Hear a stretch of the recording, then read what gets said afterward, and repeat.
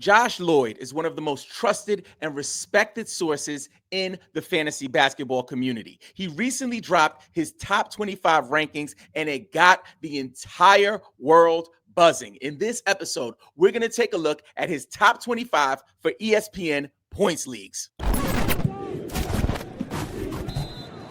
We believe every NBA fan should play fantasy basketball. So before we go into Josh's rankings, I want to quickly take a look at ESPN points settings. These are the default scoring settings, just so you can have an idea of what we're working with. Here we go for points, 1 point, 3 points made, 1, field goal attempts, -1, field goals made, 2, free throw attempts, -1, free throws made, 1, rebounds, 1, assists, 2 points. And here's where it gets interesting. Steals, 4 points, blocks, 4 points, and turnovers, -2 points. And throughout this episode, I will be referring to hashtag basketball. I went in this time to adjust the settings to make sure that it was congruent with ESPN default scoring. So you can see here, I've already made the adjustments. It's ESPN 1 point, 1 point for rebounds, 2 for assists, 4,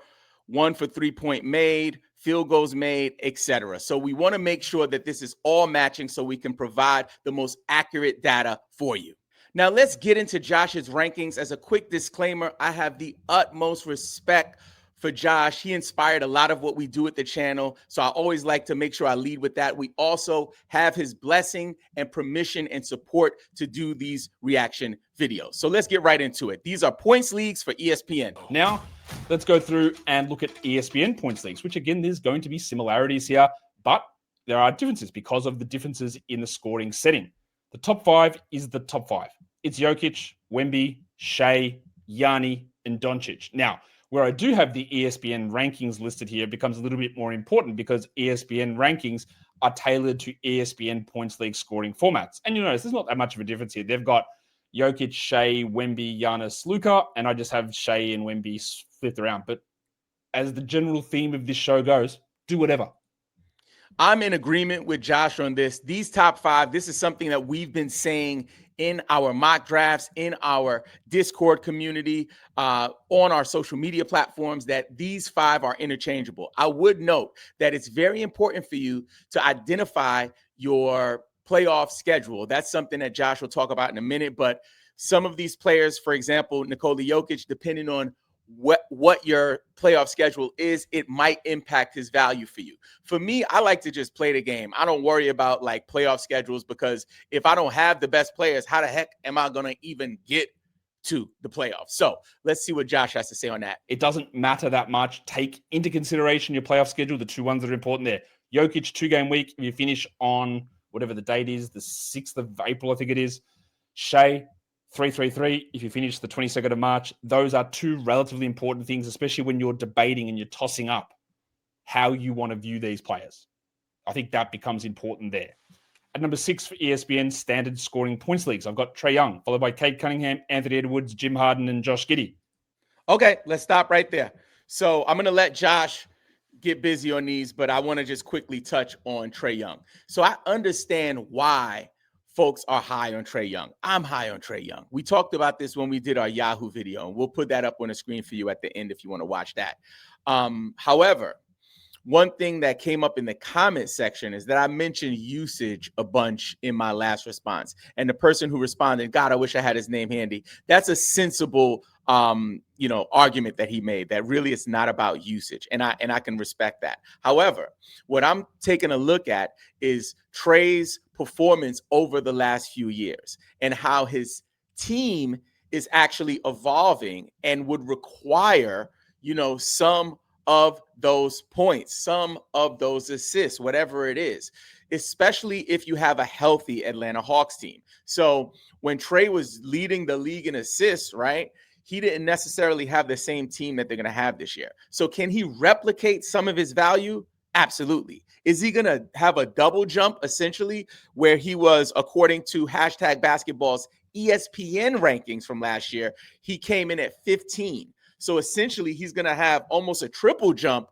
in value to get to number 6. I just don't see it. I don't think he'll finish at 6. a pretty similar situation. Now, James Harden sits at 15 on ESPN rankings. So I think you got a bit of value there. Josh Giddey at 47, which is, again, a legitimately insane number.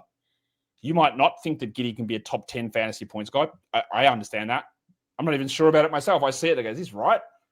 And I look at my projections. I go, really? Let's look again. And I go again. I go, okay, is it right? I'm not sure. Is it wrong? I don't know. And maybe that's the thing for us to take a look at as a community too. I understand that Josh's projections are pretty analytical projections. You know what I'm saying? I know that he makes some gut adjustments as well. He said that in the first video that we did. But when we talk about Josh Giddey, Yahoo has him at 35. Fantrax has him at 31. ESPN has him at 47. They also have their algorithms and their mathematical equations that gather the data and also the ADP information and kind of come up with these numbers. Last year, which I'm going off of, right? Last year, he finished at 48 in ESPN. Let that sink in. So for me, I just don't see Giddey becoming a first-round player. I don't even think he's going to be a top 20 player, but I could be wrong here. Josh might be right. For me, the Giddey thing, there's so much buzz on the internet about Josh Giddey, who I affectionately refer to as Josh the Giddey, right? So there's a lot of buzz. He just signed a contract. He was one of the last dominoes to fall in the free agent market. I know we still have, at the time of recording this, a lot happening with Jonathan Kuminga, but I think the buzz around his name is what's kind of creating this narrative. I don't believe that is what is fueling Josh's decision to make him number 10. I think his is a more analytical perspective, and I'd love to get his take on it. If you have time, Josh, let us know in the comments. We'd love to hear from you on that. But I think when I see this kind of buzz where it's like people are moving at breakneck speed to move players up their draft boards and we haven't seen the production, that is always a red flag for me. And what will happen is if someone drafts him in the first round, they're going to turn around and likely have a big warm bucket of hot dog water with the bratwurst residue. I'm just saying. For number 7, Cade Cunningham, I'm fine with that. Anthony Edwards, I have him in the same area for my rankings, but in my research here, I found that last year for ESPN, he finished at 19. So I don't know if we want to make any adjustments there. I'm considering it for our October rankings that will likely drop. And if you guys want to grab my free rankings, all you have to do is become a part of our community at BelieveInFantasy.com. That will grant you access to our free Discord community. That will grant you access to my personal rankings for points leagues and dynasty points leagues. And lastly, you will get access to our free newsletter, which we send out a couple of days a week. We do a wrap up at the end of every week, and we also do some interesting articles. Again, visit BelieveInFantasy.com if you want access to that. Now, after Anthony Edwards, we have James Harden. I'm in that James Harden boat. I love James Harden. I have him sort of at the back end of the first round, but I'm not mad at 9. And of course, you guys know how I feel about the Gidla. But I can't find a way out of it. And I want to. I actually do want to find a way out of it, but I can't. But he's at 47. So knock yourselves out, I guess. The next grouping, again, some slightly different orders of names here, but Booker at 11, Tyrese Maxey at 12. Maxey, again, would probably push top 10 if we knew Embiid was missing more time. Anthony Davis, Amen Thompson, and Donovan Mitchell. And there's real value with Amen Thompson ranked 36th and Donovan Mitchell ranked 30th over on ESPN. That makes it a little bit more interesting for us. So let's talk about these players. So Devin Booker, totally fine with that. Yahoo has him currently at 12, Fantrax 14, ESPN 21. So for me, I'm okay with that. I have him as number 13 or 14 on my rankings. For number 12, we got Tyrese Maxey. Not mad at that at all. Again, another player that I have at the start of the second round for ESPN. For Yahoo, they have him at 17 currently. Fantrax 20 and ESPN at 13. So that's about right.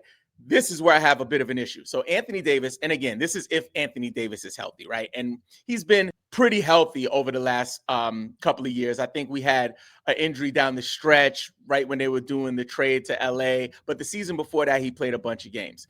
Yahoo has him at 8, Fantrax has him at 9, ESPN has him at 7.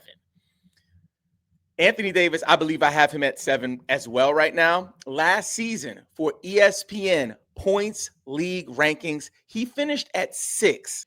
If Anthony Davis is healthy, it will be on and popping. Top is off, boobies is out, hair blowing in the proverbial wind.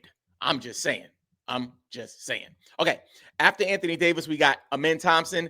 Again, I don't agree with this one. Yahoo has Amen Thompson at 38. Fantrax has him at 26. ESPN has him at 36. But check this out. Last season, when I tell you, your man Amen Thompson finished at 57 for ESPN Points League rankings. Let that sink in. Houston is not the same Houston that they were last year. You have a scoring force coming to town in Kevin Durant. So do I think it will greatly impact Amen Thompson in a negative way? No. But I don't think that he's going to go from being number 57 to number 14 with Kevin Durant coming to town. It just doesn't add up for me. So for that reason, I am out on Amen Thompson at 14. And then Donovan Mitchell at 15. I have him a little lower, but I like to see Donovan Mitchell higher in this space. At Yahoo, he's at 28, Fantrax 18, ESPN 30. Like, I am seeing him drop to the 3rd round in some mock drafts. He's steadily moving in the 2nd round, but sometimes he even goes as late as the 3rd round. I haven't seen him go at the top of the 2nd round in weeks. So for me, I like to see Donovan Mitchell higher here. I don't have him quite that high. I have him more as a middle of the pack 2nd round player. And last year, he was number 35 according to ESPN Points League rankings. The next grouping here of players, number 16 is Evan Mobley. Number 17 is Steph Curry. Steph Curry's value is improved on ESPN versus Yahoo because they count 3-pointers and there are penalties for missed shots. And they're things that Steph gets boosts for, whereas in Yahoo points, those things don't matter. I've got Sabonis at 18. He's ranked at 6 on ESPN. That is a landmine to avoid. Picking Sabonis at 6 on an ESPN points league, I just don't see how that makes any sense. I agree with Josh on this. I wouldn't grab Sabonis at 6, but I also don't have him as low as 18. Last season, he finished at number 12 for ESPN points league rankings, and I don't see what the big change will be in Sacramento that would lead to him, stinking up the joint. So I think 18 is okay. I'm a little higher. I think it's marginal, though. I don't think he's like a middle of the 1st round type of guy. I'd rather have a Cade Cunningham. I'd rather have an Anthony Davis. I'd rather even have an Ant Edwards there. But Sabonis at 18, I guess it's okay, but I'm just a little higher on him for my rankings. For Mobley at 16, I'm okay with that. I don't have him that high, and last year he finished at 28, according to #basketball. Steph Curry, I'm fine with that. We talked about Sabonis. For Jalen Johnson, I'll let Josh get to Jalen Johnson before we tackle that. Jalen Johnson at 19, they've ranked him 49th. Again, I'm not really sure what we're doing, and yeah, maybe we should, or maybe I should be giving more of a penalty for the injuries that he suffered last season, which was the shoulder, and the year before, which was the broken hand of the ankle. But I'm not really worried about them being recurrent problems. That's good. So we talked about this in our last reaction to Josh's rankings for Yahoo. And I mentioned Jalen Johnson's injury history, the fact that your man don't play. He don't play. But I think that when I'm drafting a team, unless it's someone that is like Kawhi Leonard level, somebody that's like Anthony Davis level at one point in his career, I wouldn't penalize them in rankings. The reason for Jalen Johnson, for me being a little lower on him, is that I really haven't seen a full season of the production that he's putting out. So he finished at 20, according to #basketball last season. So 19 is fine, but he only played a handful of games. So that's the issue that I have there. For the next guy, Alperen Şengün, I'll let Josh touch on it before I go there. And at number 20, I do have the delicate dancer, Alperen Şengün.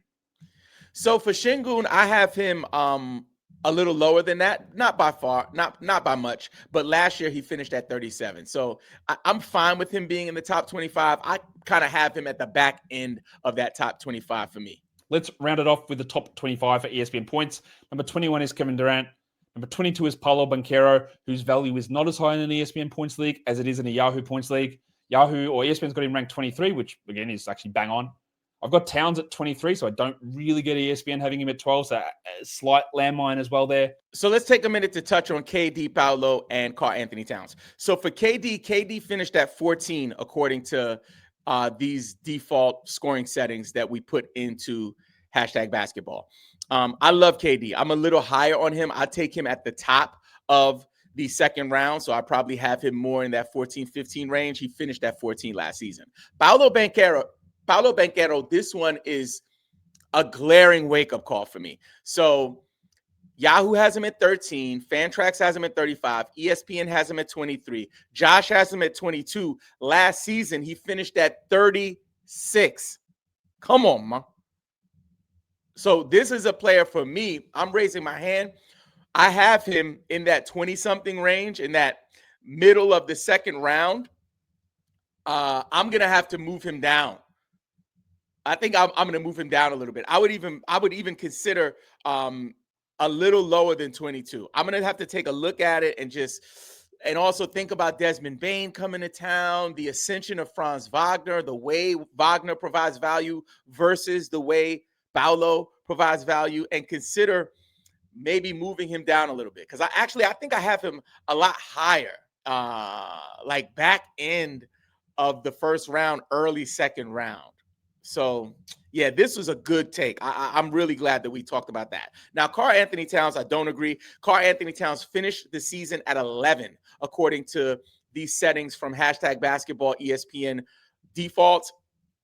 Josh has him at 23. Yahoo has him at 10. Fantrax has him at 9. ESPN has him at 12. So for me, I'm completely fine with taking Karl Anthony Towns in the first round. Many people are ranking him a little lower because they fear that Mike Brown coming to town would negatively impact his minutes, right? So as you guys know, Tom Thibodeau had the ability to run a player until the cartilage on their knees would disintegrate. Huh? Come on, man. Is somebody listening? I'm telling you, Karl Anthony Towns, although Mike Brown might not run him to the ground, he will still get his stats. I think Jalen Brunson might be affected by having less minutes, but I think Karl Anthony Towns has proven throughout his career that if he is the starting center, he's going to put up tremendous fantasy basketball numbers. So I am higher on Karl Anthony Towns here. Jalen Williams is ranked 22. Now, you'll notice that Jalen Williams has not appeared on any of my other lists. A lot of what Jalen Williams did last season, you can look at the totality of his numbers. They were pretty good. They were very good. But a lot of the boosts came in a situation where Pig Williams, Chet Holmgren, and Isaiah Hartenstein was out. He was playing center. Defensive stats went up. Field goal percentage went up. Even usage went up. And if you look at the second half of the season, his numbers sit him as about a third-round guy. So that's why I don't have him there. Now, if you wanted to put Jalen Williams instead of LaMelo Ball, or Jalen Williams even over Josh Giddey, or Amen Thompson, go for it. I just don't have him there. I am in agreement with Josh here, and I love that he pointed out the time, the way the rosters looked during the time period when Jalen Williams was putting on for the city, right? So that's a really great take, and I already have him in this area, and it's not far off from what he did last year. He finished at 26 last year, so I'm totally fine with that. I do in ESPN points leagues. Jalen at 24, and number 5 is Scotland Barnes, coming in to round out my top of the ESPN points league rankings. So Scotty Barnes at 25, I'm okay with it. Last year, he finished at 32, according to #basketball. Now that you got a breakdown of Josh Lloyd's top 25 for ESPN, check out this episode where we run down his Yahoo top 25 rankings.